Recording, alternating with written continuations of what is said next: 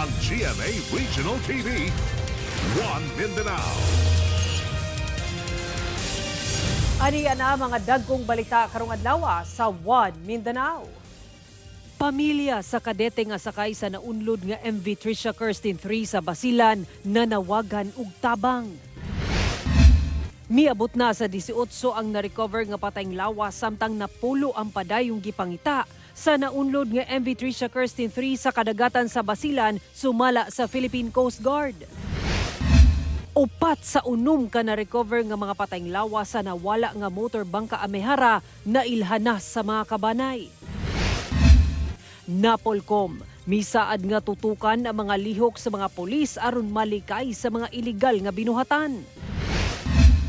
Og 23 ka Japanese vintage bombs nga gituhang gigamit ni atong World War II na recover sa Davao City.